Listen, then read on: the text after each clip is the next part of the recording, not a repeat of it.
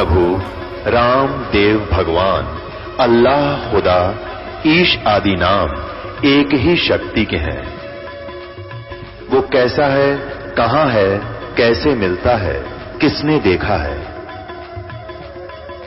ये प्रश्नवाचक चिन्ह पूर्ण रूप से हटाने के लिए अवश्य सुनिए जगत गुरु तत्वदर्शी संत रामपाल जी महाराज के अमृत वचन, सर्व पवित्र धर्मों के पवित्र शास्त्रों के आधार पर। सत साहिब दर्शकों, हर एक इंसान अपने जीवन में मानसिक शांति और समस्याओं से समाधान पाने की तलाश में कई रास्ते अपनाता है। कुछ ऐसा ही सफर तय किया बलौदा बाजार छत्तीसगढ़ की शिखा जी ने। दरअसल शिखा जी अपनी भूत प्रेत बाधा से बहुत परेशान थी और हिंदू धर्म में प्रचलित सभी देवी देवताओं की भक्ति करती थी। परंतु जब उस भक्ति साधना से इनकी भूत प्रेत की बाधा समाप्त नहीं हुई, तब शिखा जी के पिताजी ने अजमेर शरीफ में जाकर यह संकल्प लिया कि अगर हमारी सारी परेशानी खत्म हो जाएगी तब हम मुस्लिम धर्म को अपना लेंगे। परंतु इनकी समस्या का समाधान कहीं भी नहीं हुआ। फिर इनके जीवन में नया सवेरा तब आया जब शिखा जी को इनकी बुआ जी के द्वारा जगत गुरु तत्वदर्शी संत रामपाल जी महाराज जी के बारे में जानकारी मिली। संत रामपाल जी महाराज जी से नाम दीक्षा लेने के बाद इनके जीवन में बड़ा बदलाव आया। इनके भाई और माताजी सिकलिन की परेशानी से जूझ रहे थे। शरीर में खून नहीं बनता था। डॉक्टर ने इन्हें जीवन भर दवाई खाने की सलाह दी थी, परंतु संत रामपाल जी से नाम लेने के बाद इन्हें सारी समस्याओं से छुटकारा मिल गया। और सबसे बड़ा लाभ यह है कि शिखा जी और इनकी माताजी की भूत प्रेत की बाधा समाप्त हो गई। संत रामपाल जी महाराज जी की कृपा से अब शिखा जी और इनका परिवार एक खुशहाल जीवन व्यतीत कर रहे हैं। अब सुनिए छत्तीसगढ़ की शिखा दिवाकर की ये कहानी, उन्हीं की जुबानी। नमस्कार जी। नमस्कार सर। क्या नाम है जी आपका? मेरा नाम शिखा दिवाकर है। शिखा जी, आप कहाँ से हैं? डिस्ट्रिक्ट बलौदाबाजार, स्टेट छत्तीसगढ़ से। शिखा जी, आपने संत रामपाल जी महाराज से नाम दीक्षा कब ली? 27 जनवरी 2019। शिखा जी, क्या आप भक्ति साधनाएं भी करती थीं? अगर आप भक्ति साधनाएं करती थीं तो कृपया हमारे दर्शकों को बताएं कि आपने क्या क्या भक्ति साधनाएं की हैं। जो सभी हिंदू धर्म में प्रचलित देवी देवता की भक्ति करती थी, जैसे कि देवी दुर्गा, गणेश जी, शिव जी और बहुत सारे। और हमें बहुत ज़्यादा दुख तकलीफ होने की, भूत प्रेत की बाधा होने के कारण हमने 5 साल मुसलमान धर्म में भी जाके भक्ति की थी। और मेरे पापा ने हमारी दुख तकलीफ के चलते अजमेर शरीफ गए थे। वहाँ संकल्प किए थे कि अगर हमें हमारी सारी दुख तकलीफ ठीक हो जाएगी तो हम मुसलमान धर्म में कन्वर्ट हो जाएंगे। शिखा जी, आपने बताया कि हिंदू धर्म में सभी प्रचलित भक्ति साधनाएं आप करती थी। आपको बहुत दुख थे और अपनी परेशानियों और दुखों के निवारण के लिए आप मुस्लिम धर्म में भी गए। वहाँ भी आपने मुस्लिम धर्म से संबंधित सभी भक्ति साधनाएं की। तो शिखा जी, ऐसी क्या दुख परेशानियां थी आप लोगों को कि आपको यह सोचने पर मजबूर होना पड़ा कि हमारे दुख अगर मुस्लिम धर्म की भक्ति साधना से समाप्त हो जाते हैं तो हम हमेशा के लिए मुस्लिम धर्म में कन्वर्ट हो जाएंगे? क्या दुख परेशानियां थी आपको? कृपया हमारे दर्शकों को बताएं। हमें बहुत ज़्यादा भूत प्रेत की बाधा रहती थी। हर टाइम मम्मी सुबह से शाम तक भूत प्रेत की बाधा में पीड़ित रहती थी। हमने बचपन से बहुत सारे भक्ति साधना किए। हमने 5 साल मुसलमान धर्म में जाके भक्ति किए। वहाँ बताते थे कि आप नमाज पढ़ो, रोज़ा रखो 1 महीने। हम हमेशा नमाज पढ़ते थे, 5 वक्त नमाज रहता था। वहाँ रोज़ा रखते थे और हमें फिर भी कोई लाभ नहीं मिलता था। तो फिर संत रामपाल जी महाराज जी की शरण में आप कैसे आए? आपको कब लगा कि अब मेरी समस्याओं का समाधान कहीं भी नहीं है, अब मुझे संत रामपाल जी महाराज जी की शरण में जाना चाहिए? मेरी बुआ है लता दासी बिलाईगढ़ से, वो संत रामपाल जी महाराज जी की शिष्य है। उन्हें हमारे दुखों को सुनकर बहुत तकलीफ होता था, तो एक दिन 2-4 भगत भाइयों को लेकर हमारे घर आई और उन्होंने ज्ञान समझाया कि अगर आप संत रामपाल जी महाराज जी से नाम दीक्षा ले लोगे तो आपकी सारी परेशानियां दूर हो जाएगी। तो हमने उनके ज्ञान को समझकर हमने 27 जनवरी 2019 को सांपा नामदान केंद्र में नाम दीक्षा ले ली संत रामपाल जी महाराज से। आपने बताया कि आप बहुत ज्यादा दुखी थी, तो संत रामपाल जी महाराज जी से नाम दीक्षा लेने के बाद आप लोगों को लाभ भी मिले? हमें बहुत सारे लाभ मिले, जैसे कि मुझे भूत प्रेत की बाधा रहती थी और हमेशा बुखार, खांसी, सर्दी, पेट में दर्द वगैरह बहुत ज़्यादा तबीयत खराब रहता था। तो संत रामपाल जी महाराज जी की दया से अब कभी तबीयत खराब नहीं होता, मैं पूरी तरह से ठीक हूँ।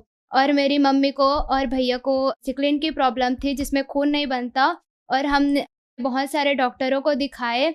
डॉक्टर बोलते थे कि इन्हें जीवन भर दवाई खानी पड़ेगी। तो जब से संत रामपाल जी महाराज जी से नाम दीक्षा लिए हैं, तब से एक गोली तक नहीं खाए हैं। और मेरे पापा को पथरी था 11 mm की किडनी में, तो डॉक्टर उन्हें ऑपरेशन के लिए बोले थे, लेकिन संत रामपाल जी महाराज जी से नाम दीक्षा लेने के बाद ऑपरेशन भी टल गया। और मेरे दादा को श्वास की बीमारी थी, उन्हें भी डॉक्टर बोलते थे कि ज़िंदगी भर दवाई खानी पड़ेगी, लेकिन संत रामपाल जी महाराज जी से नाम दीक्षा लेने के बाद उन्हें एक गोली तक नहीं खाई है। और मम्मी और मुझे भूत प्रेत की बाधा ही हमेशा रहती थी, तो अब भूत प्रेत की बाधा हमारे पास तक नहीं आई है। ये इतनी सारी रिपोर्ट है जो कि हमारे घर में सबको प्रॉब्लम रहती थी, उसकी रिपोर्टें हैं। संत रामपाल जी महाराज से नाम दीक्षा लेने के बाद आपको बहुत सारे लाभ मिले। तो जो दर्शक आज आपको टीवी पर देख रहे हैं और वो परेशान हैं आप ही की तरह, जैसे कि आपने बताया कि हिंदू धर्म से संबंधित सभी भक्ति साधनाएं आप करती थी, लेकिन आपको कोई लाभ नहीं हुआ, तो आप मुस्लिम धर्म में गए और 5 साल तक वहां आपने नमाज पढ़ी, रोजे भी रखे, और आप ये भी कह रही हैं कि अगर मेरा रोग ठीक हो जाता तो हम सभी लोग मुस्लिम धर्म में कन्वर्ट हो जाते। लेकिन संत रामपाल जी महाराज जी की शरण में आने के बाद आप लोग ठीक हो गए। तो जो दर्शक आज आपको टीवी पर देख रहे हैं और वो भी किसी न किसी परेशानियों से ग्रस्त हैं, उनके लिए आप क्या कहना चाहेंगे? यही कहना चाहूंगी कि मानव जन्म दुर्लभ है, मिले न बारंबार, तरवर से पत्ता टूट गिरे बहुर न लगता डार। जिस प्रकार की पेड़ से पत्ता टूट के गिर जाता है फिर दोबारा नहीं लगता, इसी प्रकार मानव जन्म बार बार नहीं मिलता। कबीर परमात्मा संत रामपाल जी महाराज जी के चोले में आए हुए हैं, आप उनसे उनके सत्संग सुने, पुस्तक पढ़ें और ज्ञान समझें, और नाम दीक्षा लेकर अपने सारे परेशानियां दूर करवा सकते हैं। संत रामपाल जी महाराज से नाम दीक्षा कैसे ली जा सकती है? संत रामपाल जी महाराज से नाम दीक्षा आज अनेकों टीवी चैनलों पर उनके सत्संग आते हैं, उनके नीचे पट्टी दी जाती है, उसमें कॉन्टेक्ट नंबर दिए जाते हैं, उसमें कॉन्टेक्ट करके आप अपने नजदीकी नाम दीक्षा केंद्र का पता करके और नाम दीक्षा लेकर अपना मोक्ष करवा सकते हैं। धन्यवाद जी। धन्यवाद। दर्शकों, अभी आपने सुने संत रामपाल जी महाराज से दीक्षा प्राप्त करके सुखी हुए भक्त के अनुभव। अब देखिए जगत गुरु तत्वदर्शी संत रामपाल जी महाराज के मंगल प्रवचन। तो हम क्या करेंगे? सर्वधर्मान परित्यज माम, इसका विधान है ये खुद कहता है कि मेरे सत्र की पूजा मुझे दे दे, इसका प्रतिफल मत ले। और एकम शरणम व्रत, एकम माने अद्वितीय, जिसके बराबर दूसरा ना हो, यानी सर्वशक्तिमान परमात्मा की शरण में जा। व्रत माने जाना हो, ताड़ना नहीं होता। अहम तवा सर्व पापे भो मोक्षामी मां सुच। अब ये कहता फिर मैं तुझे सब पापों से मुक्त कर दूंगा, तू चिंता मत कर। आपे कर देगा जब हम इसका ऋण दे देंगे। ये मांगे कि हमारे, ये अपने खुश हम अपने खुश। तो जब तक हम ऋणी थे, मजदूर थे इसके, तो ये हमें कोई नाच नचा रहा था, हमने नाचना पड़ा था। तो इस प्रकार हम जब यहां से चलेंगे, जैसे आपको प्रथम मंत्र दिया जाता है, वो यहाँ की संसारिक सुविधाएं, टैक्स, जैसे आपने बिजली कनेक्शन ले रखा है, टेलीफोन कनेक्शन ले रखा है, और पानी कनेक्शन ले रखा है, गैस कनेक्शन ले रखा है, या किसी से बैंक लोन ले रखा है, तो उसको वापस देते रहोगे टैक्स, किराया, उनका जो चार्ज है, तो आपको सुविधा प्राप्त होंगी। तो जब तक आपने संसार में रहना, यहाँ की जो सुविधा तुम्हें चाहिए वो प्रथम मंत्र से मिलेंगी, उनके बीच के 5 नामों से। और फर्स्ट एंड लास्ट जो मंत्र है, ये आपकी भक्ति में, सतलोक जाने की भक्ति में अलग से कमाई साथ जुड़ती है। अब ये जो मंत्र है आपके, पहला मंत्र आपको यहाँ कंठ कमल तक बरी कर देगा। जब आप यहाँ से चलोगे तो सबसे पहले आत्मा मूल कमल में जाएगी, वहां गणेश जी का कमल है, उनका ऑफिस है, वहां से अपना अकाउंट क्लियर कराएगा। फिर आएगा ब्रह्मा जी के लोक में स्वाद चक्र में, उसके बाद विष्णु जी के लोक में नाभि चक्र में, फिर शिव जी के लोक में हृदय चक्र में, फिर देवी के लोक में कंठ चक्र में, फिर ये त्रिकुटी में पहुंचेगा। और ये नकली राधा स्वामी वाले, धन धन सतगुरु वाले नो के साडे गुरु जी तब सीधा नाम बताते हैं, असी तो सीधे त्रिकुटी में जाते हैं। खाक त्रिकुटी में जाते हो? त्रिकुटी को बरवाले का बस स्टैंड है, पैदल चला जा तो पहुंच गया, साइकिल उठा लिया तो पहुंच गया। त्रिकुटी में जाने के लिए अंगा लगेगा। तब त्रिकुटी में जब हम जाएंगे तो उसमें ये 3 मंत्र के जाप हैं, ओम तत्सत। ओम का अकाउंट हम त्रिकुटी पर देंगे इसको। वहां परमात्मा मिलेंगे इस दास के रूप में आपको, जो यहाँ सच साधना और सच्ची लगन दास के अंदर एज ए गॉड होगी।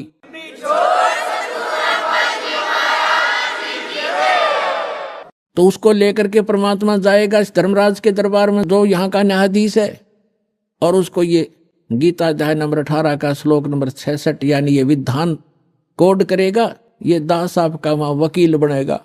कबीर साहब कहते हैं, कर लो गुरु वकील मुकदमा भारी है, ये कर लो गुरु वकील मुकदमा भारी है। यानी गुरु का रोल यहां से लेकर लास्ट तक चलेगा, करेगा भगवान लेकिन निमित्त दास रहेगा। 18वें अध्याय की 66 में संविधान की धारा वहां रखी जाएगी कि सर्वधर्मान परित्यज माम एकम शरणम व्रज, ये पकड़ो तुम्हारा विधान है। और ये सारी ओम सतर की जो पूजा अपनी ये पकड़ो, इनकी अकाउंट क्लियर करो। इससे हम 11वां द्वार पार कर जाएंगे। 11वां द्वार पार करके हम प्रवेश करेंगे जब वहां अक्षर पुरुष का लोक आएगा। 7 संग ब्रह्मांड है, उससे पार होने का जो हमने किराया देना है, वहां से उसका साधन हमें मिलेगा और उसके प्रतिफल में हम इस तत्व मंत्र की कमाई उसको देंगे। वो हमें 12वें द्वार में जा छोड़ेगा।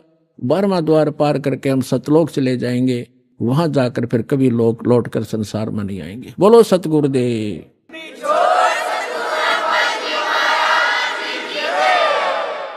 परम पिता परमात्मा पूर्ण ब्रह्म सारी सृष्टि के रचनहार कबीर परमेश्वर जी की असीम रजा से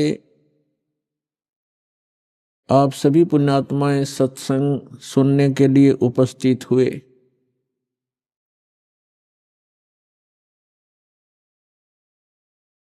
सत्संग में आने से जीव को पता चलता है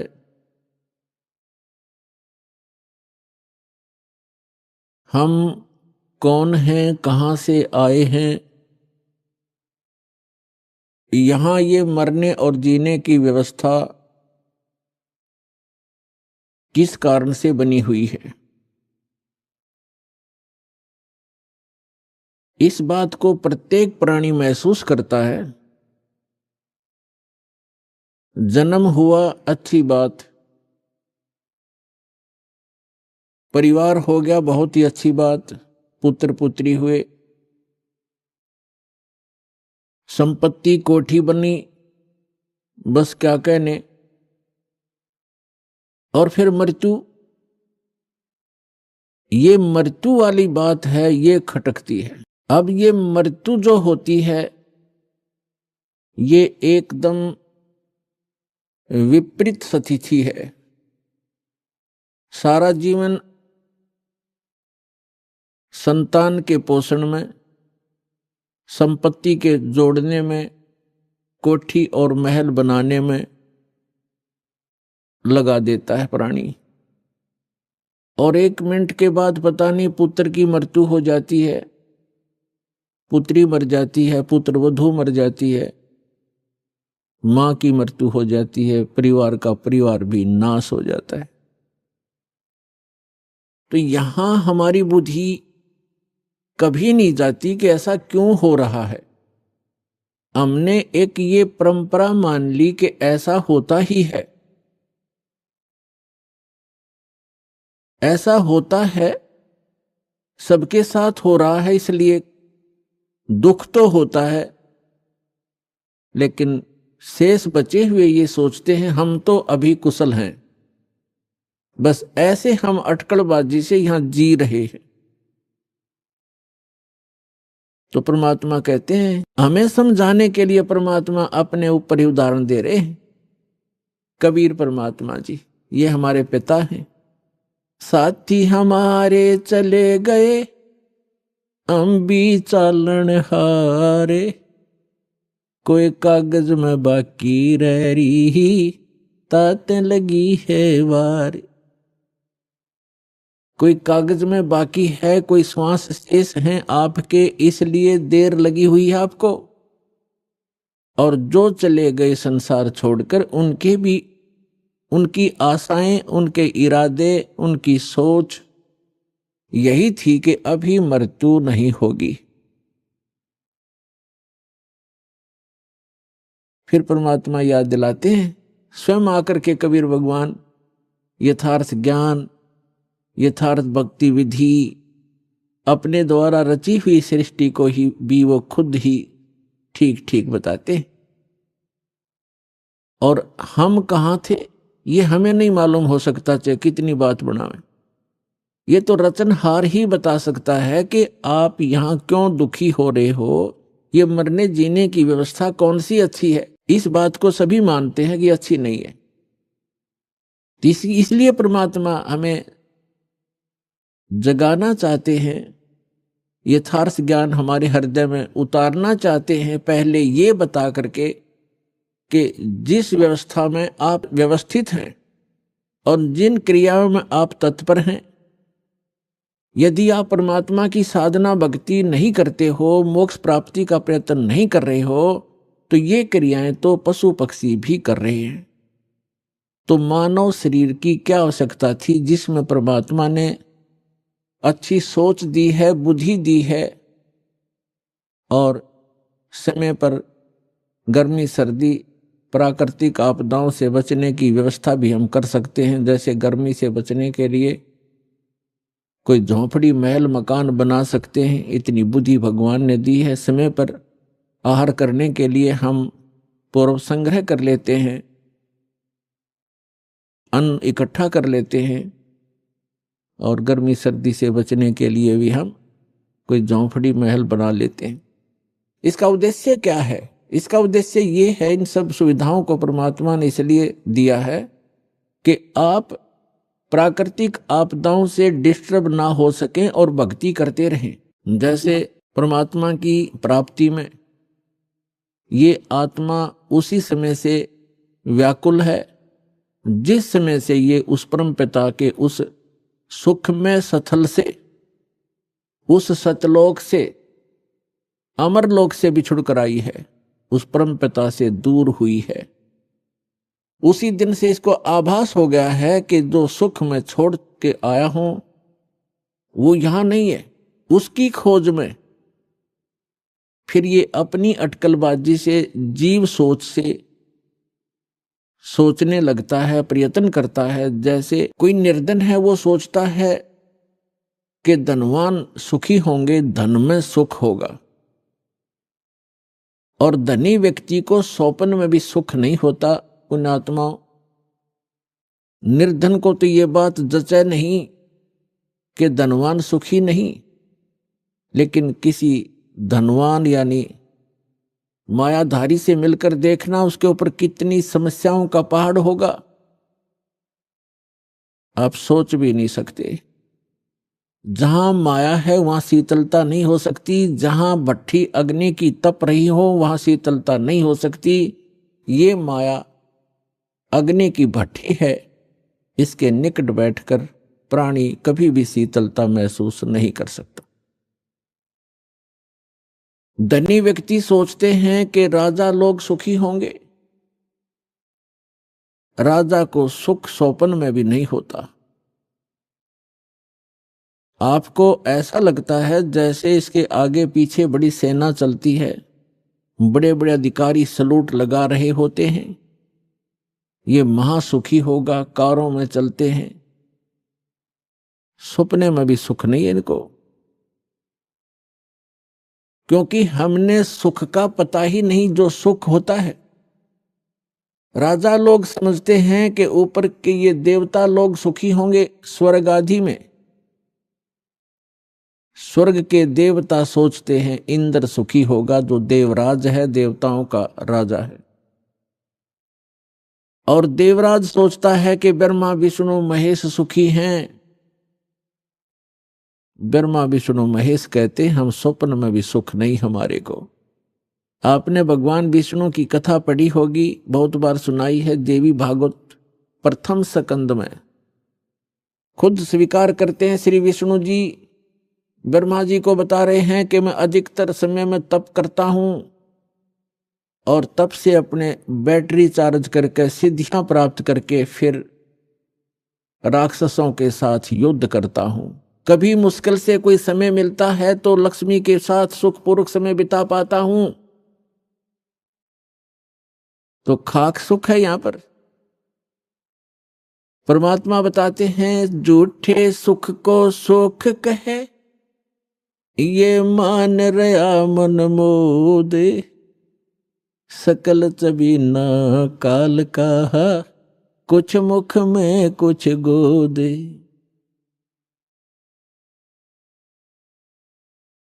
इस झूठे सुख को सुख कहे, ये मान रहा मनमोद। कौन से झूठे सुख को?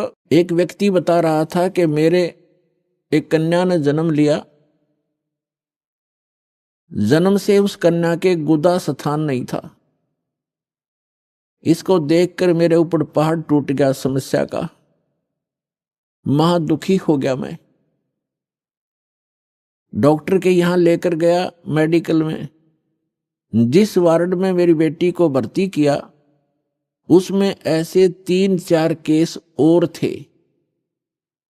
तब मुझे कुछ राहत मिली कि मेरे जैसे और भी दुखी हैं।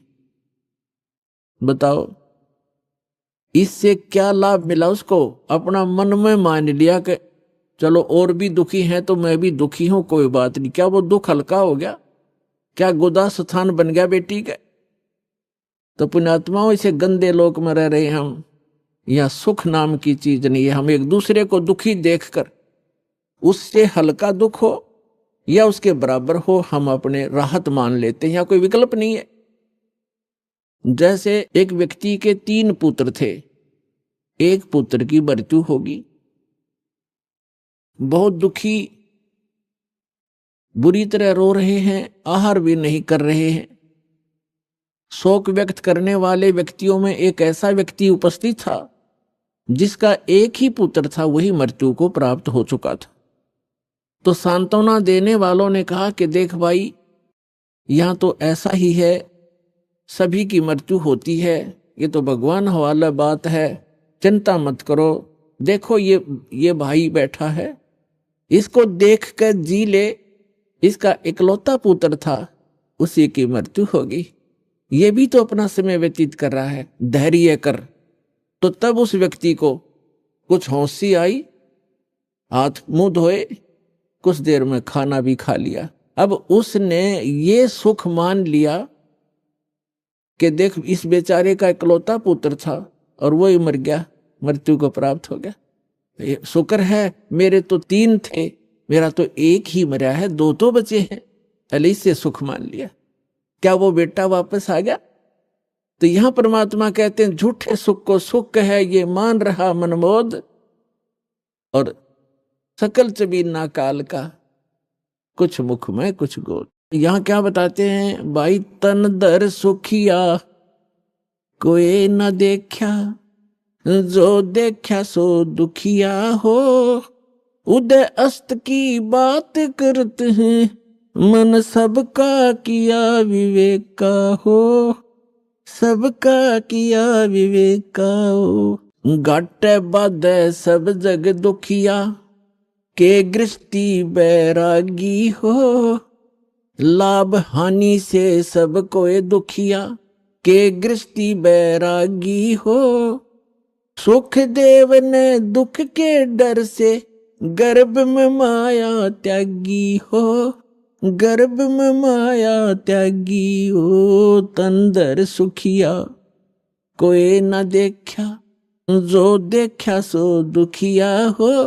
उदय अस्त की बात करते हैं, मन सबका किया विवेक का हो, सबका किया विवेक का हो। भाई जंगम दुखिया जोगी दुखिया, तपस्वी को दुख दूना हो। जंगम दुखिया जोगी दुखिया, तपस्वी को दुख दूना हो। आस्था तृष्णा सबको व्यापे, कोई महल ना सुना हो, कोई महल ना सुना हो। तंदर सुखिया कोई ना देखा, जो देखा सो दुखिया हो। उदय अस्त की बात करते हैं, मन सबका किया विवेक का हो, सबका किया विवेक का हो। भाई साच कहूं तो जग ना माने, पर झूठ कही ना जाई हो।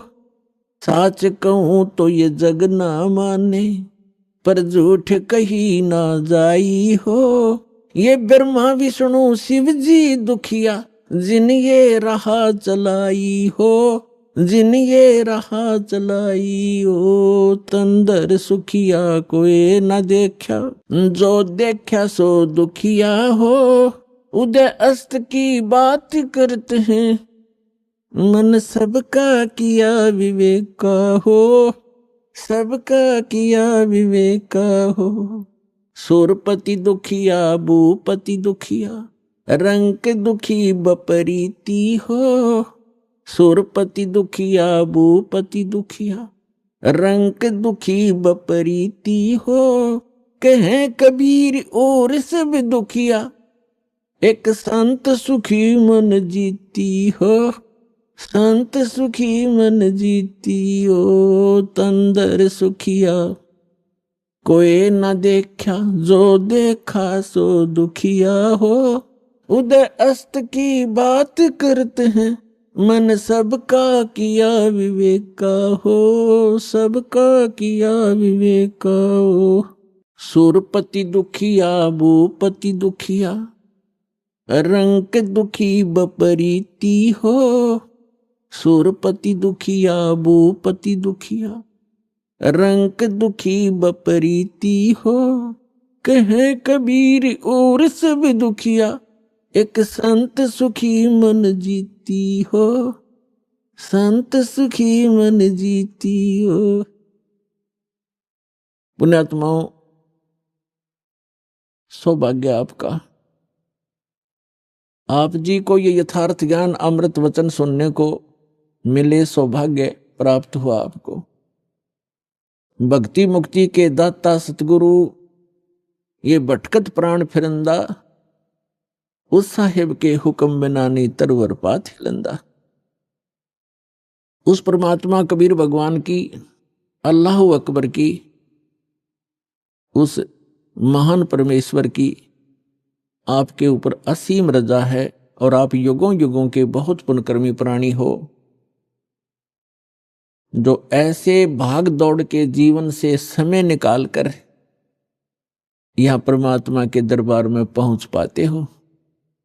उस परमात्मा की रजा बिना आप यहां नहीं आ सकते, आप ये ज्ञान भी नहीं सुन सकते, आप तक ये पहुंच भी नहीं सकता।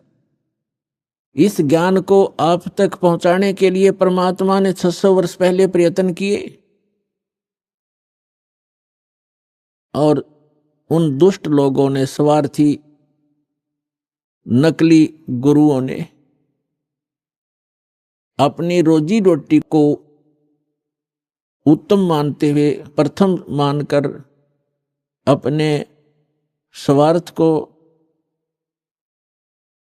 प्रधान मानते हुए कबीर भगवान उस धानक रूप जुलाहे को बहुत परेशान किया और यथार्थ ज्ञान को आप तक नहीं पहुंचने दिया। उस परमेश्वर ने वो अमर ज्ञान अपनी वाणी में, सच्चिदानंद घन ब्रह्म की वाणी में, कबीर वाणी में लिपिबद्ध करवा दिया अपनी प्यारी आत्मा धर्मदास जी द्वारा।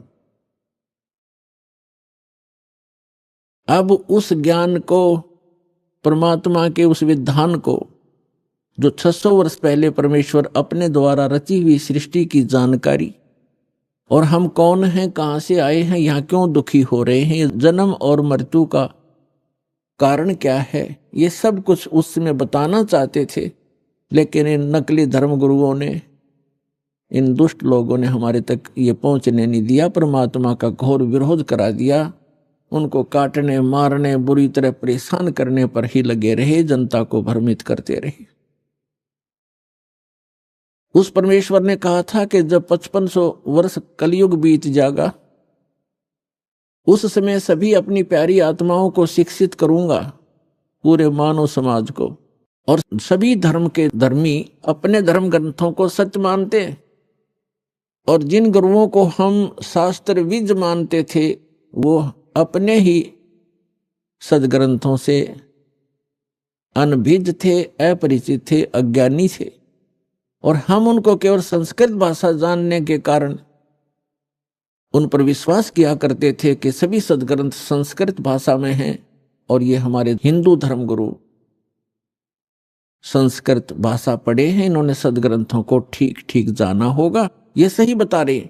और उनकी एक दाल गलती रही उस समय कि कबीर जुलाहा है, धानक है, और उस समय संस्कृत पढ़ने का अधिकार केवल ब्राह्मण वर्ग को ही था। इसलिए आम आदमी को यह विश्वास बना नहीं, यह शंका बनी रही कि कबीर जी अशिक्षित हैं, परमेश्वर कबीर जी अशिक्षित हैं, ये झूठ ही बोल रहे होंगे सदग्रंथों के बारे में, क्योंकि सदग्रंथ हमारे पवित्र वेद, पवित्र श्रीमद् भगवद गीता, पवित्र पुराण आदि आदि ये सभी संस्कृत भाषा में लिपिबद्ध हैं। तो परमात्मा ने ये समय निर्धारित किया था, अपनी प्यारी आत्मा धर्मदास जी से बताया था। और धर्मदास जी ने जब पूछा, परमात्मा आज तो बहुत ही धार्मिक व्यक्ति हैं, इनके अंदर धार्मिकता है, बुराइयां भी कम हैं, न्यून हैं, और 5500 वर्ष जब कलयुग बीतेगा, यानी आज से लगभग 600 वर्ष पश्चात, तो और आप बताते हो कलयुग में मानव की वृत्ति बहुत गिर जाएगी, इनके विचार मलिन हो जाएंगे, चरित्र ठीक रहे नहीं, अविश्वासी कृत घनी बन जाएंगे, तो तब कैसे समझाओगे मेरे मालिक? तब परमेश्वर ने कहा था कि सबसे पहले मैं इनको शिक्षित करवाऊंगा। परमात्मा कबीर जी कहते हैं, ये सब खेल हमारे किए, हमसे मिले सो निश्चय जिए। और फिर जब ये शिक्षित हो जाएंगे तब अपना दास भेजूंगा। तब तो कहा था मैं स्वयं जाऊंगा और उन सदग्रंथों के गूढ़ रहस्यों को जन साधारण को बताऊंगा, लेकिन स्वयं नहीं आए तो दास भेज दिया पुण्यात्माओं उस परम पिता ने।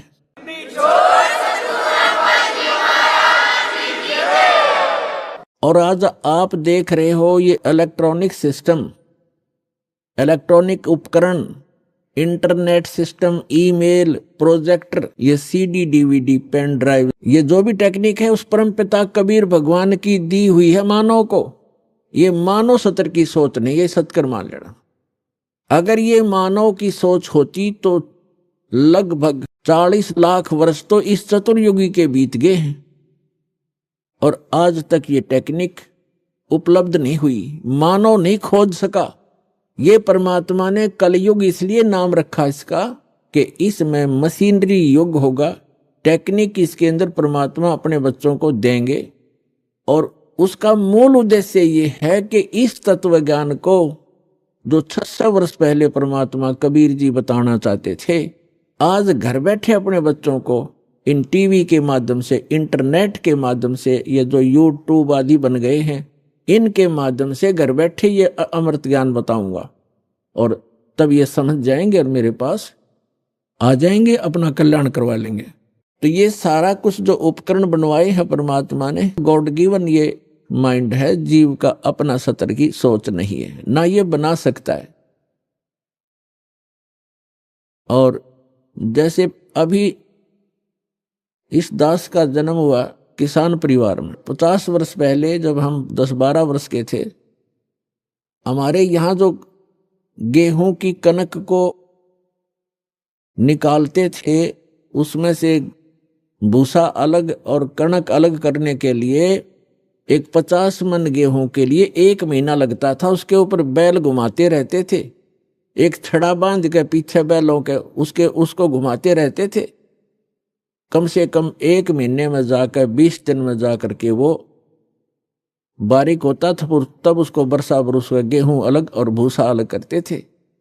ऐसी टेक्निक थी उस समय। हमारे समय में तो ऐसे घुमाने वाली चारा काटने की मशीन हाथ से घुमाने वाली लग गई थी जिसने गंडासा कहते हैं।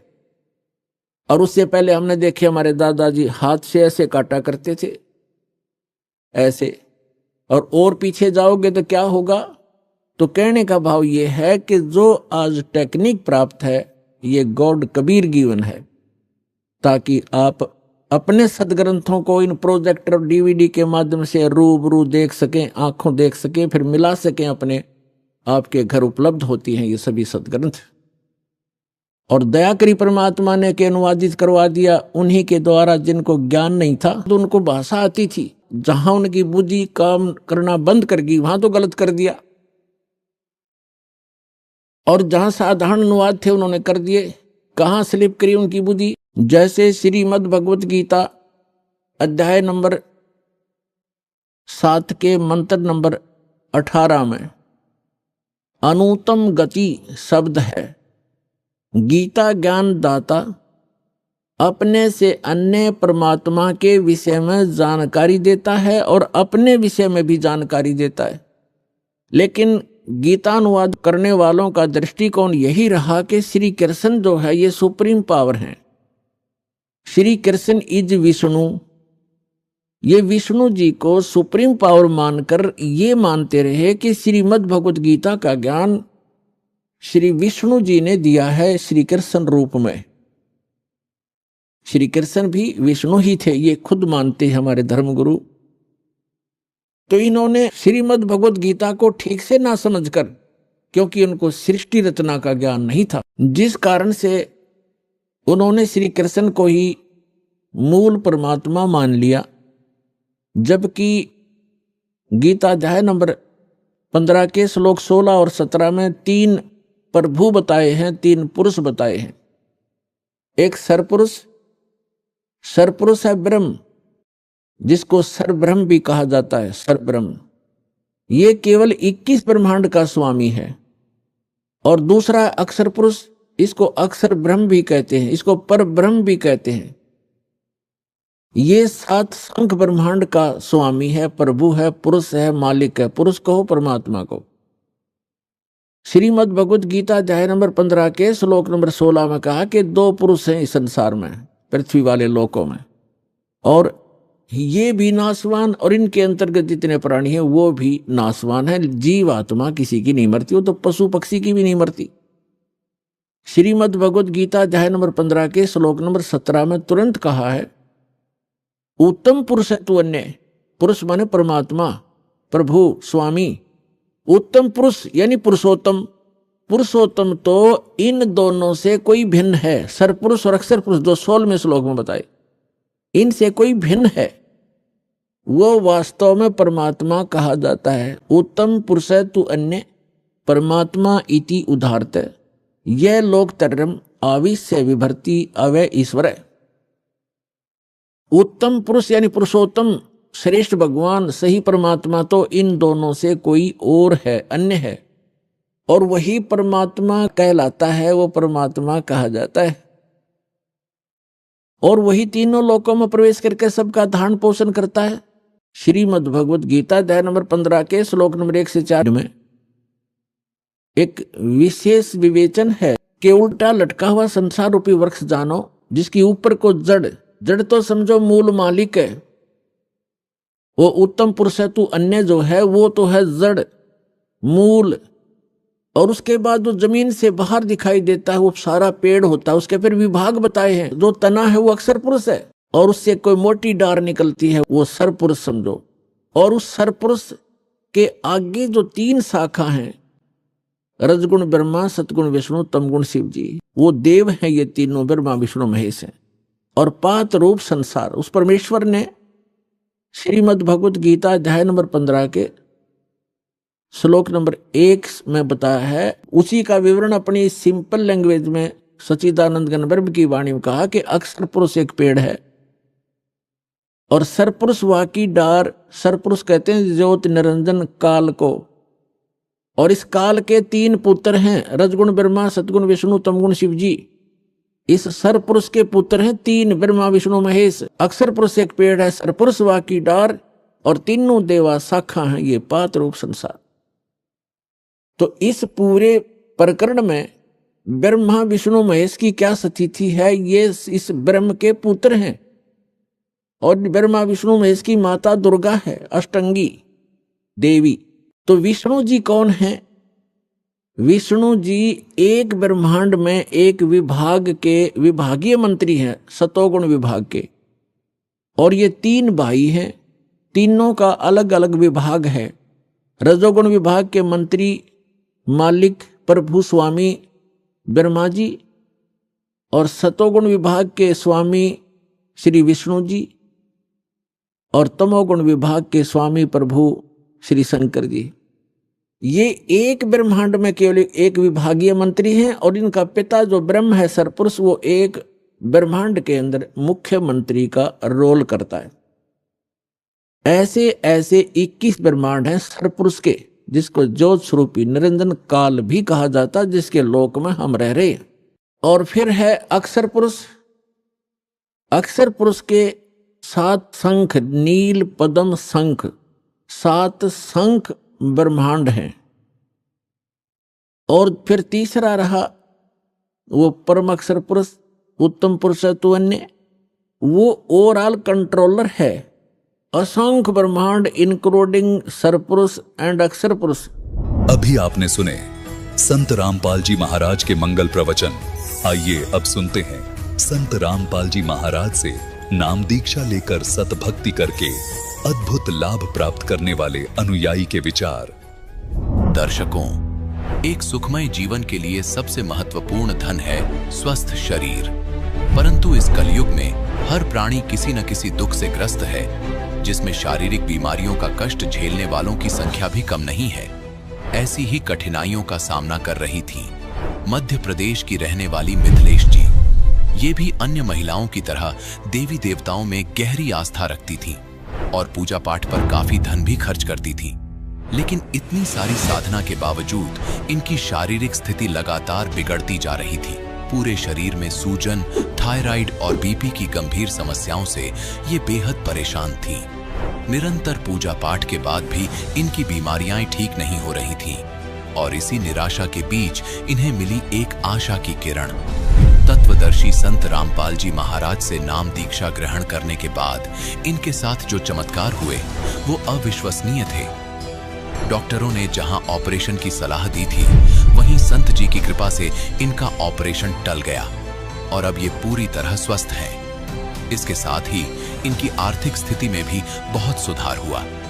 जहां पहले घर में अनाज की कमी रहती थी, अब वहां भरपूर अनाज है। पारिवारिक स्तर पर भी इन्हें अद्भुत लाभ प्राप्त हुए। इनके पति ने नशा करना छोड़ दिया और बेटे का चयन सिविल इंजीनियरिंग में हो गया। अब आप स्वयं सुनिए मिथिलेश जी के खुशहाल जीवन की सच्चाई, उनकी आप बताइए। नमस्कार जी। नमस्कार सर। क्या नाम है बहन जी आपका? मिथिलेश दासी। बहन जी आप कहाँ की रहने वाली हैं? सर जी मैं सिवनी जिले से घनसौर की निवासी हूँ। बहन जी संत रामपाल जी महाराज से नाम दीक्षा आपने कब ली? सर जी मैं संत रामपाल जी महाराज से नाम दीक्षा 25 फरवरी 2016 को ली थी। बहन जी संत रामपाल जी महाराज से नाम दीक्षा लेने से पहले क्या आप कोई भक्ति साधना भी करती थी? जी भगत जी, जैसे देवी देवताओं की पूजा है, शंकर पार्वती जी हैं, गणेश जी हैं, दुर्गा जी हैं। सर जी जैसे नवरात्रि होती थी तो एक साल में नवरात्रि जो आती थी, दशहरा का समय जो आता था, उसमें हम लोग 12 साल करीबन तक के दुर्गा जी का प्रतिमा रखे और प्रतिमा के साथ साथ में फट से जो बैठकी होती है उससे जो भी पूजन सामग्री लगती है वो सारे के सारे देते थे भगत जी हम लोग। उससे अनेक भक्त सारे पाने के एक साल का हमको लगभग 32 से 34 हजार का खर्चा पड़ता था भगत जी। इसके बाद में भी मैं बहुत ज़्यादा बीमार रहती थी भगत जी। 2012 से 2016 तक मेरी इतनी ज़्यादा तबीयत खराब थी भगत जी कि मैं कुछ बता नहीं सकती। मेरा पूरा फूलन पूरे शरीर में पूरे ऐसे लगे जैसे कपड़े तनस रहे हो, जैसे पैरों में इतने गड्ढा हो जाते थे भगत जी चप्पल पहनने से। और फिर मेरे को आने की मेरे 70 किलो की वजन हो गई थी भगत जी। उस समय मैं 32 साल की थी। तो भगत जी मेरे को 56% थायराइड थी भगत जी और 190 पॉइंट बीपी बढ़ती थी भगत जी मेरे। और मेरे बच्चेदानी कम से कम 200 ग्राम की हो चुकी थी। बहुत ज़्यादा परेशानी थी।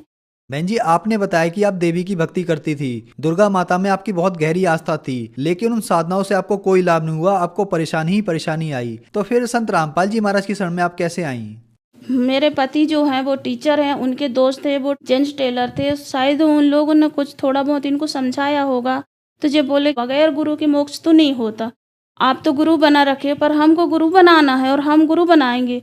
तो मेरे भी थे कि मैं इतने बीमार रह रही हूँ, इतनी परेशानी में हूँ मैं तो क्यों ना मैं भी चलूँ इनके पास। तो फिर मैं सोची कि जब आप जा रहे हो तो हम पीछे नहीं रहेंगे, हम भी जाएँगे। क्योंकि हर कोई बोलता है गुरु बनाना कोई पाप नहीं है।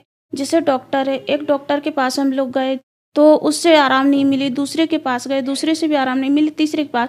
तो यही मेरे मन में धारणा थी कि एक गुरु बनाए, एक गुरु से संतुष्टि नहीं मिली तो दूसरे, दूसरे से नहीं तो तीसरे। ऐसे करके फिर हम लोग संत रामपाल जी महाराज की शरण में गए, वहाँ से उपदेश लिए। बहन जी, हमने सुना है कि जो भी श्रद्धालु संत रामपाल जी महाराज से नाम दीक्षा लेते हैं उनको कोई ना कोई लाभ जरूर होते हैं, चाहे वो आध्यात्मिक हो, भौतिक हो, शारीरिक हो या मानसिक हो। तो क्या संत रामपाल जी महाराज से नाम दीक्षा लेने के बाद आपको भी कुछ लाभ प्राप्त हुए? सर जी, मैं बहुत बीमार थी। देवी देवताओं की भक्ति करें हम लोग, लेकिन उससे भी हमको कुछ लाभ नहीं हुआ। बहुत सारे हम लोग पैसा खर्च करे। अब 12 साल में भगत जी आप अनुमान लगा लीजिए, 35-36 हज़ार का एक साल पड़ता था। तो हम लोग 12 साल करें, अब 12 साल में आप अनुमान लगा लीजिए कि कितना पैसा हम लोग खर्च किए होंगे। उसके बाद में हमको कुछ आराम नहीं लगा। फिर हम नागपुर इलाज कराने गए थे तो डॉक्टर ने बताया कि आपका बच्चेदानी बढ़ चुका है, 4 गांठ हो चुके हैं बच्चेदानी में, फूलन बहुत ज़्यादा है और आप इसका ऑपरेशन नहीं कराएंगे तो आप 15 दिन के अंदर में बच नहीं पाएंगे। यानी कि बच्चेदानी 200 ग्राम का करीबन था और 56% थायराइड था मेरे को और 190 पॉइंट बीपी हो गया था मेरा और 70 किलो का वजन था भगत जी। 32 साल की उम्र पे 70 किलो का वजन हो गया था और इतनी ज़्यादा यानी कि परेशान थी मैं। तो डॉक्टर बोल रहा था कि आप ऑपरेशन करा लीजिए। तो हम बोले, उस समय हमारी आर्थिक स्थिति भी सही नहीं थी, तो ऑपरेशन के लिए डॉक्टर बोला कि आपको नगद कैश 5,000 रुपये देना पड़ेगा आपको करके बोला। तो हम बोले, मालिक कहाँ से लेके आए, हम कैसे करें, इतने पैसा हमारे पास में तो है भी नहीं है। तो फिर इसके बाद में फिर मेरे जो पति हैं वो बोले कि कुछ तो करना ही पड़ेगा, अगर ज़िंदा रखना है तो हमको ऑपरेशन कराना ही पड़ेगा। और मेरे 2 बच्चे भी हैं, तो मैं सोची अगर मैं कहीं मर गई तो मेरे बच्चों का क्या होगा, इसलिए मैं डर भी रही थी। तो फिर इसके बाद में फिर हम लोग वापिस आए, 15 फरवरी का डेट लेके आए ऑपरेशन का। जब 15 फरवरी का डेट लेके आए तो फिर उसी समय में पता चला कि सत्संग है। तो हम लोग फिर वहाँ जो संत रामपाल जी महाराज के शिष्य हैं उनके पास पूछे कि कैसे स्थिति में जाना चाहिए, कैसे नहीं जाना चाहिए। हमको कुछ भी नॉलेज नहीं थी, तो हम उनसे पूछे तो वो बोले कि आप जैसे हो, जिस हालत पे हो वैसे ही चलो करके। तो हम लोग सत्संग में आए तो सब दंडवत प्रणाम कर रहे थे, तो दंडवत प्रणाम कर रहे थे तो हम भी देखे और हम भी उनकी देखा देखी दंडवत प्रणाम कर लिए। दंडवत प्रणाम करे, उस समय में मेरे पति है ना वो हाथ पकड़ के चला रहे थे, मैं अपने उससे चल भी नहीं पा रही थी और ना बैठने के काबिल भी नहीं थी मैं। फिर वहाँ साजपानी धनोरा संत रामपाल जी महाराज का सत्संग था वहाँ पे, तो वहाँ लेके गए, वहाँ पे बैठे, दंडवत करे, सारे दिन बैठे उस दिन। सर जी हम बहुत सारे दिन बैठी, जबकि मैं 10 मिनट बैठना मेरे लिए बड़ी मुश्किल की बात थी। तो मैं उस दिन सारे दिन बैठी, 9 फरवरी को सारे दिन बैठी। मैं नीचे ज़मीन पे बैठी, जबकि मैं ज़मीन पे भी नहीं बैठ पा रही थी, कुर्सी पे बैठ रही थी। तो सारे दिन बैठी। फिर वहाँ पे भंडारा बना, खाना बना, वहाँ पे खाना में सारी चीज़ें बनी जो आने की मेरे खाने के काम की नहीं थी, वो सारी चीज़ें बनी। तो साथ वाले जो संत रामपाल जी महाराज की जो शिष्या बहन थी, तो वो बोले कि चल खाना खा लेते हैं। तो मैं बोली खाना नहीं खाना है, मेरे परहेज चल रहे हैं और डॉक्टर ने ऐसा ऐसा बोला है, मैं नहीं खाने की। तो बोले नहीं आज तू खाना नहीं खा, आज संत रामपाल जी महाराज की यहाँ के प्रसाद समझ के खा ले। तो मैं बोली चलो ठीक है, बहुत दिन हो गए मैं खाई भी नहीं हूँ खाना, तो चलो आज मैं खा ही लेती हूँ, मरूँ या जीऊँ जैसा भी हो, जैसा भी करना हो ठीक है, चलो मैं खा लेती हूँ। तो उस दिन मैं चावल, सब्जी, दाल, रोटी, रायता, पूड़ी, पकवान जो भी वहाँ था सारे की सारे चीज़ें खाई। और उस दिन से बगैर नाम लिए हुए, संत रामपाल जी महाराज से नाम नहीं लिए थे, नाम लेने के पहले हम लोग को 9 फरवरी से सत्संग सुनते ही हमको आने की लाभ होने चालू हो गए। सबसे पहले तो हमारा जो बीमारी था वो दूर हो गया। मैं उस दिन खाना भी खाई, सारे दिन बैठे भी। अब सत्संग बहुत समय का होता है, करीबन 2.5 से 3 घंटे का होता है, तो हम लोग 2.5 से 3 घंटे वहाँ पे बैठे। जो 10 मिनट बैठना मुश्किल थी, वो 2.5-3 घंटे बैठ ले, वो बहुत बड़ी बात है।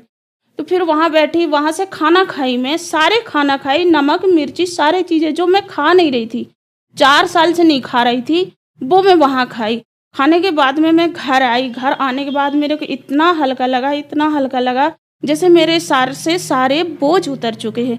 ऐसे मेरी बीमारी बगैर संत रामपाल जी महाराज की शरण में गए ठीक हो गई। फिर हमने सोचा कि क्यों ऑपरेशन कराएं, ना कराएं ऑपरेशन हम, हम सीधे चले जाएं, संत रामपाल जी महाराज से नाम लें और अपना कल्याण कराएं। फिर हम लोग 25 फरवरी को 4 व्हीलर करके और जबलपुर गए। जबलपुर से संत रामपाल जी महाराज जी से नामदान लिए और नाम लेके आज हम ना एक गोली खा रहे हैं। आज अभी मैं 3रा साल खत्म होने वाले हैं मेरे। मैं अभी ना तो कोई थायराइड की गोली नहीं ले रही हूँ, ना बीपी की नहीं ले रही हूँ और ना कोई बच्चेदानी की, ना मेरे को बुखार चढ़ा, ना सर्दी जुकाम, ना कुछ नहीं हुआ। संत रामपाल जी से नाम उपदेश लेने के बाद में ना मैं कोई गोली खाने की आवश्यकता पड़ी मेरे को, और ना ही तो कोई दवा, ना ऑपरेशन, ना कुछ नहीं। आज मैं स्वस्थ हूँ। फिर सर जी इसके बाद ना गाड़ी है घर में, वो गाड़ी तो बच्चे बोला कि चाबी दे दो मम्मी, मैं सिर्फ एसी भर चालू करूँगा, इसके अलावा कुछ नहीं करूँगा। तो पता नहीं कैसे कैसे गाड़ी चालू किया, चालू करते हुए गाड़ी इतनी स्पीड से भगी गाड़ी, एकदम सर कह के मेरे तो हाथ पैर सूख गए कि मैं कही बस अब मेरे बेटा की जान आज बचने वाली नहीं है। फिर एक मोटरसाइकिल को धक्का मारी गाड़ी, मोटरसाइकिल से जाके एक सब्जी की वो हाथ ठेला होती है उसको जाके धक्का मारी, और उसको धक्का मारने के बाद में सामने एक बच्चा था, करीबन 3-4 साल का बच्चा था। वो बच्चा के ऊपर से गाड़ी चली गई ऐसे, वो बच्चा नीचे गाड़ी के बोनट के नीचे और बच्चा ऊपर से गाड़ी चली गई, और जो बच्चे की माँ थी वो गाड़ी के ऊपर ऐसे बोनट पे ऐसे टंगी, और फिर बाद में बोल रही थी कि मेरे कोई हाथ पकड़े थे। हम बोले ये तो हमारे संत रामपाल जी हैं और इनके अलावा कोई नहीं है, ऐसा कोई चमत्कार नहीं कर सकता।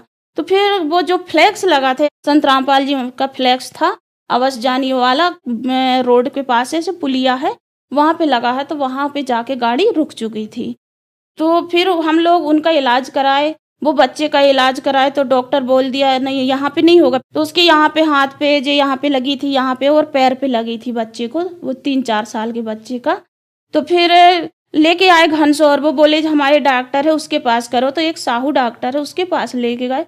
तो वो बोलने लगा कि नहीं इसका हम कुछ नहीं करेंगे, ये तो हमारे बस का नहीं है, आप इसको जिला अस्पताल ले जाइए। हम लोग जिला तो नहीं ले गए पर जो तहसील में अस्पताल रहती है वहाँ लेके आए। तो वहाँ पे जो डॉक्टर है, बड़े डॉक्टर है, तो उसको दिखाए तो बोले नहीं इसमें तो कुछ नहीं है, बोले आप चाहिए अस्पताल और अस्पताल पे इसको धुलवा के लेके आइए, फिर मैं दवा लगा देता हूँ। तो ऐसे करे उसको लेके गए। फिर उसने बोला कि अगर 24 घंटे में इसको बेहोशी नहीं आई, उल्टियाँ नहीं हुई, तो सोचना बच्चे का कुछ भी नहीं है करके। तो हम लोग 24 घंटे का वेट किया, 24 घंटे के बाद में कुछ नहीं हुआ। फिर भी हमने सोचा कि बच्चा है, चलो भाई इसका सिटी स्कैन करा के देखें। तो सर जी फिर हम जबलपुर अनंत हॉस्पिटल लेके गए, जो जबलपुर में सबसे बड़ा हॉस्पिटल, वहाँ लेके गए। वहाँ उसका हम लोग सिटी स्कैन कराए, कुछ भी नहीं निकला, वहाँ एक भी इतना सा भी खरोंच नहीं निकला उसको, जबकि 3-4 दिन बाद ले गए थे और बहुत सारे खरोंचे लगी थी, सर में लगी थी, मुंह में, पैर में, हाथ में, पर कुछ भी नहीं निकला। और फिर इसके बाद उन लोग जिसके बच्चों का जो हुआ था एक्सीडेंट, उन लोग सारे इलाज कराने के बाद में रिपोर्ट दर्ज करा लिए। बोले हमारा ऐसा नहीं किया, वैसा नहीं किया, ये नहीं किया, वो नहीं किया, ऐसा करके किसी ने उनको बहका दिया। तो वो रिपोर्ट दर्ज करा दी। रिपोर्ट दर्ज कराया तो हम बोले चलो भाई अब गलती तो हुई है, जैसा भी हो। मेरा बच्चा 16 साल का था, तो हम सोचे कि बच्चे का केस ना बने, नहीं बच्चे का भविष्य बर्बाद हो जाएगा। मैं संत रामपाल जी के यहाँ पे अरदास लगाई कि हे मालिक आप मेरे गुरु हो और गुरु होने के नाते आप मेरे बच्चे की रक्षा करना। तो फिर वहाँ बच्चे का नाम नहीं आया थाना पे, ना बच्चे का नाम लिखाया उन्होंने, ना कुछ नहीं, ना गाड़ी का नंबर बताया, कुछ भी नहीं बताया। उनको कुछ भी पता नहीं थी, बस इतने बोले थे कि काले कलर का कार है, बोले उससे एक्सीडेंट हुआ है। मेरे पति हैं वो टीचर हैं, तो सरकारी टीचर हैं, तो उनकी पहले सैलरी बहुत कम थी भगत जी, बहुत कम थी, 2256 रुपये मिल रहा था उस समय में। और आज संत रामपाल जी की दया से 35,000 रुपये है सर जी। हम लोग आज आर्थिक स्थिति से भी अच्छे हैं। हम लोग को ये लग रही थी कि हमारे यहाँ कोई मेहमान न आए। हमारे यहाँ मेहमान आते थे तो हम लोग पीछे के दरवाजे से जाके किसी के घर से आटा चावल मांग के लाके उनको खिला रहे थे। बहुत आने की इतनी स्थिति गंभीर थी हम लोग कि इनके जैसे प्रशिक्षण में आना है, तो प्रशिक्षण में आने के लिए किराए के पैसे नहीं होते थे, तो किराए के पैसे नहीं होते थे तो ये पैदल चल के आते थे कि प्रशिक्षण के लिए। फिर जब हम संत रामपाल जी से जुड़ चुके, उनसे नाम उपदेश लेने के बाद में हमारे पास में संत रामपाल जी महाराज की दया से कुछ खेती भी खरीदी, हमने ज़मीन खरीदा कुछ, उसके बाद में गाड़ी भी खरीदी, दुकान भी डाले आज। दुकान भी सही चल रहा है, आज घर भी अच्छा है, 2 व्हीलर भी है, 4 व्हीलर भी है। और फिर मेरा बच्चा जो है वो उसका 10वीं बैच से सिलेक्ट हो गया, पीपीटी का परीक्षा दिया था उसने, तो संत रामपाल जी की दया से घर बैठे मैसेज आया कि आपका बच्चा का पॉलिटेक्निक कॉलेज जबलपुर में सिलेक्ट हो गया है, आप जल्दी से जल्दी बच्चे को भेजा दें। तो 1 दिन का डेट दिए थे, उस समय भी मेरे पास पैसा नहीं थे।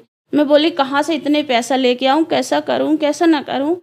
फिर पड़ोस में कुछ रहते हैं पड़ोसी, तो उनसे मैं 5,000 रुपये मांगी।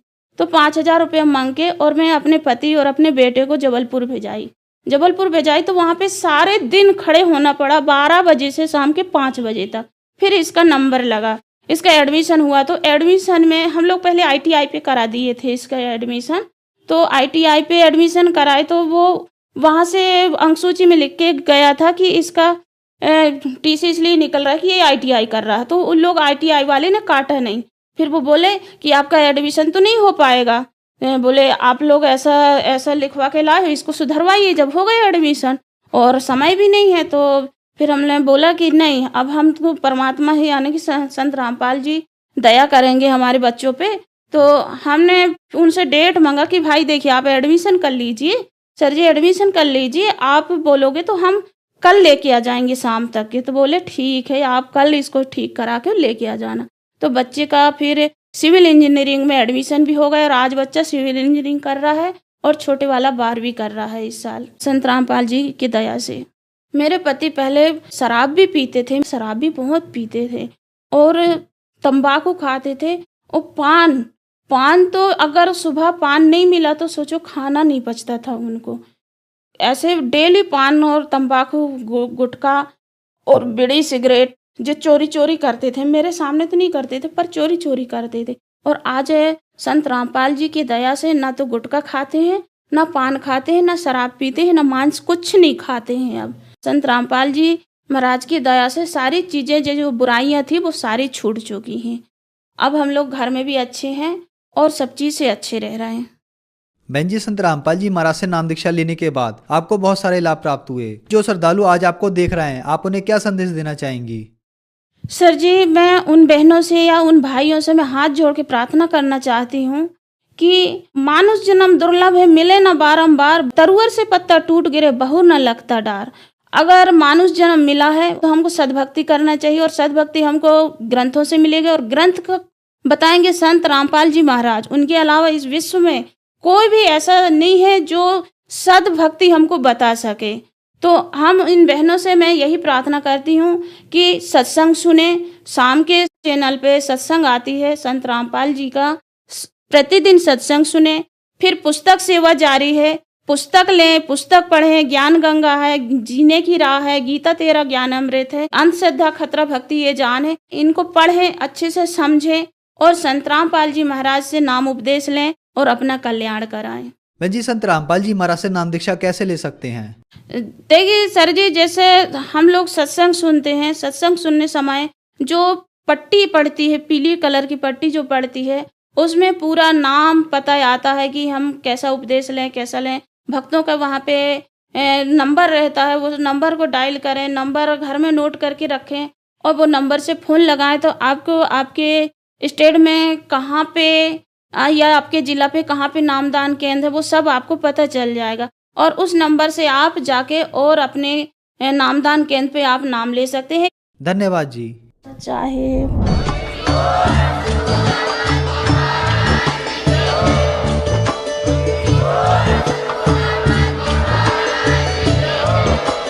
आप सुन रहे थे जगत गुरु तत्वदर्शी संत रामपाल जी महाराज जी के मंगल प्रवचन। अधिक जानकारी के लिए विजिट कीजिए हमारी वेबसाइट www.jagatgururampalji.org। संत रामपाल जी महाराज जी के शुभ आशीर्वाद से पूरे विश्व भर में 500 से भी ज्यादा नाम दीक्षा केंद्र हैं, जिन पर संत रामपाल जी महाराज जी द्वारा ऑनलाइन निःशुल्क नाम दीक्षा दी जा रही है। अपने नजदीकी नाम दीक्षा केंद्र का पता करने के लिए संपर्क करें 8222880541।